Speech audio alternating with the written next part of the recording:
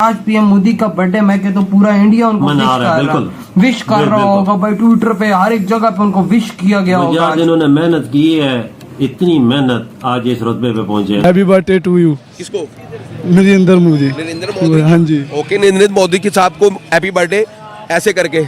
मोदी जी के लिए मैं स्पेशल केक खुद बनवा के लेके आया हूँ। ये मोदी जी के लिए यार भाई हमने नहीं काटा। मुझे तो वैसे केक ला के इधर काटना चाहिए और सबको खिलाना चाहिए, क्योंकि खास खुशी है उनसे मिली है अभी तक। जाहिर सी बात है, वो देखे ना कि अपने मुल्क को कहाँ से कहाँ तक उन्होंने पहुँचा दिया है। पीएम मोदी को हमारी तरफ से बहुत बहुत शुभकामनाएं और बर्थडे के लिए, जन्मदिन की ढेरों मुबारकबाद। और यकीनन मोदी जी से बहुत कुछ सीखा जा सकता है। ऐसे लोग करोड़ों में एक होते हैं, सदियों में एक बार पैदा होते हैं। हिंदुस्तान की तारीख में मोदी जैसा आदमी पैदा ही नहीं हुआ। जाहिर सी बात है, बिल्कुल पैदा होगा, इसमें कोई शक नहीं है बाबा। आने वाले टाइमों में इंडिया सुपर पावर बनेगा। आप देख लीजिए, आप देखिए G20 समिट में दुनिया की जो पावरें आई हुई थी, कैसे जपियां डाल रहे थे, कैसे हंस रहे थे मोदी जी को।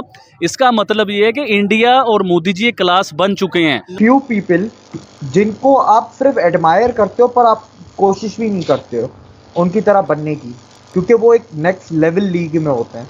तो अगर मैं बात करूं तो मोदी जी उस लीग में आते हैं, रतन टाटा उस लीग में आते हैं। इंडिया के प्राइम मिनिस्टर मोदी हैं, ये ज़्यादा फेवरेबल है पूरे रीजन के लिए। पूरे रीजन में जितनी भी 8-9 मात्र 50 रन में ही ऑल आउट कर दिया है।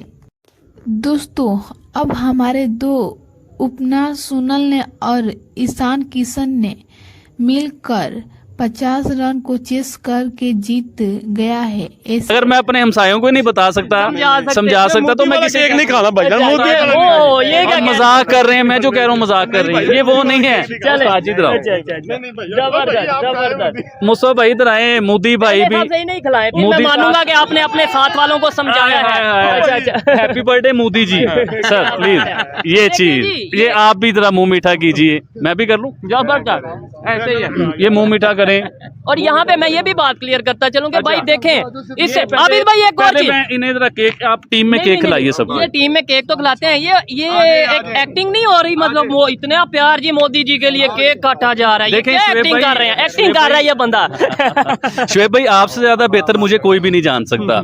चले, एक्टिंग कर रहा हूँ, दिखावा कर रहा हूँ, लेकिन दुनिया में पॉजिटिव और अच्छा मैसेज जा रहा है। अगर मोदी जी ये मैसेज देखते हैं, ये वीडियो देखते हैं, तो उनके दिल में मोहब्बत आएगी कि बुराई आएगी हमारे लिए।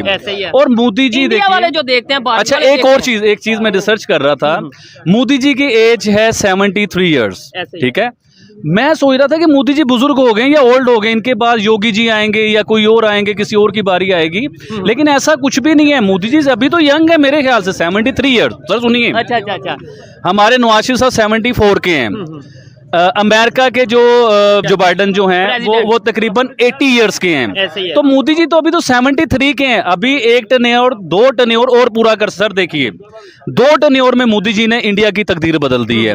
दुनिया के 5वें नंबर पे इंडिया आ गया, चांद पे इंडिया पहुंच गया, वर्ल्ड कप इंडिया जीतता है, एशिया कप इंडिया जीतता है, यानी कि दुनिया में नाम। G20 समिट इंडिया में होते हैं और कामयाब होते हैं।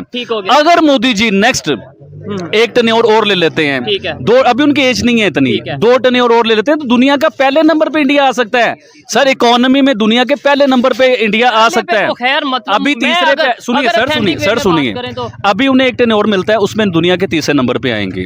अगले टर्न्योर पे दुनिया के पहले नंबर पे आएंगे और सुपर पावर भी बनेगा। आप मेरी बातों को मजाक समझते हैं।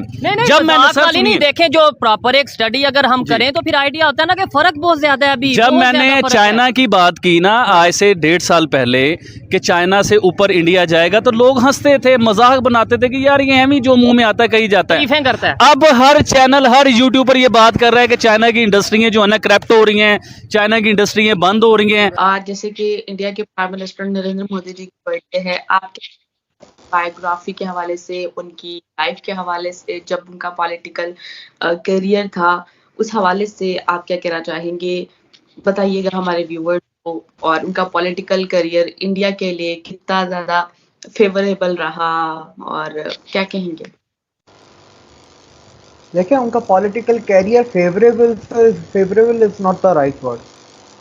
कितना मैं इसका वर्ड सही तरीके से डिफाइन वन वर्ड में हम कर भी नहीं सकते, बस मोदी जी के बारे में एक ही चीज़ कहेंगे कि ऐसे लोग करोड़ों में एक होते हैं, सदियों में एक बार पैदा होते हैं, और हर किसी के लाइफ में ऐसी बहुत सी इंस्पिरेशंस होती हैं, ठीक है, जिस पे आप कुछ ना कुछ अडॉप्ट करना चाहते हैं या आप उनकी तरह बनना चाहते हो।